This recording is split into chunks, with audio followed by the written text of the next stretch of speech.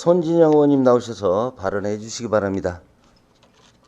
존경하는 익산 시민 여러분, 안녕하십니까. 동산동 영등 1동을 지역구로 기획행정위원회에서 의정활동 중인 진보당 손진영 의원입니다. 먼저 발언 기회를 주신 김경진 의장님과 선배 동료 의원님들께 감사드립니다. 본 의원은 오늘 5분 발언을 통해 익산시가 수돗물 공급 방식을 지방상수도에서 수자원공사가 공급하는 광역상수도로 바꾸기 위한 수도정비 기본계획의 변경 절차의 문제점을 지적하고자 합니다. 익산 시내권에 공급하고 있는 수돗물은 직영 방식인 지방정수장으로 원수를 완주 어우보에서 농업용 수로를 통해 끌어와 공급하고 있습니다.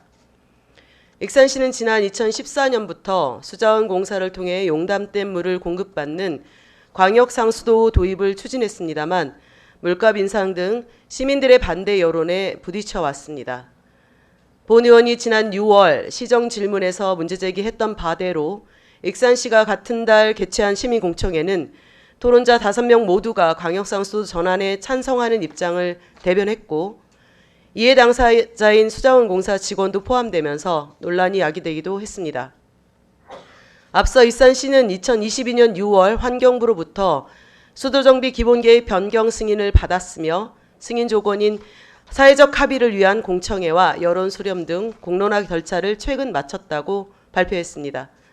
하지만 2022년 6월 수도정비 기본계획을 변경하고 7월 보완된 내용을 정리해 최종 보고서에 부록을 수록 같은 달 수도정비 기본계획을 고시해 버렸습니다.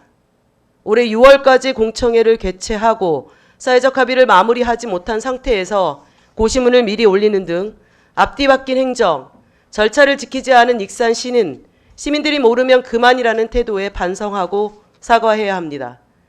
이에 본 의원이 환경부 담당자와 확인해 본 결과 사회적 합의 수준과 방법까지 정해줄 수는 없다며 익산시 자체의 노력이 중요하다고 했습니다.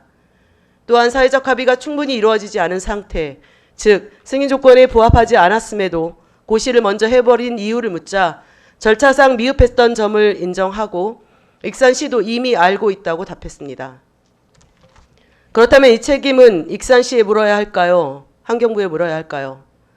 상황이 이러한데 익산시는 지난 5월 신흥정수장 주변을 공원화하기 위한 사업에 돌입했습니다. 신흥공원을 조성하기 위해 그 일대 사유지를 매입하는 과정에서 294억이 투입됐고 앞으로도 100억 원 이상이 소요될 전망입니다.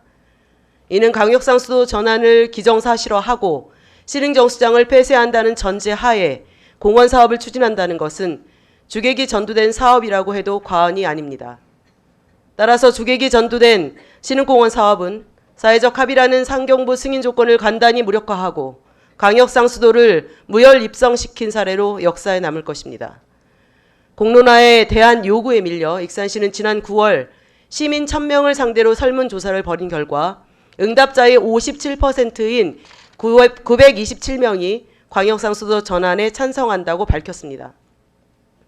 여론조사를 자세히 들여다보면 설문문항 4가지 중 첫 번째인 광역상수도 전환에 대해 시민들이 알고 있는지 묻는 질문에 14%만이 알고 있다고 답했고 86%인 대다수는 내용을 알지 못한다고 답했습니다.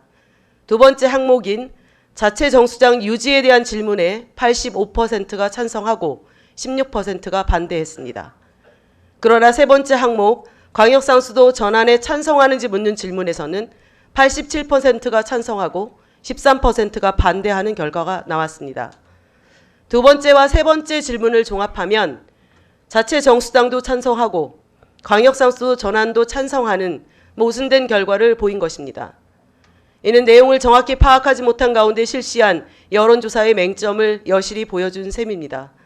따라서 네 번째 질문에서 나온 광역상수도 찬성 57%는 그 수치에서나 전후 맥락으로 볼 때 시민의 총의를 모았다고 보기 어렵다는 게 중론입니다. 시장님, 행정은 최선을 다해 시민들을 설득했습니까? 한 번의 공청회와 여론조사가 충분한 설명이 됐다고 생각하십니까? 절차는 잘 지켰습니까? 정책 결정을 하고 그에 따른 절차와 시민적 공감을 위한 노력을 하지 않는다면 익산시에 대한 신뢰는 점점 멀어져 갈 것을 우려하며 5분 발언을 마치도록 하겠습니다. 경청해 주셔서 감사합니다.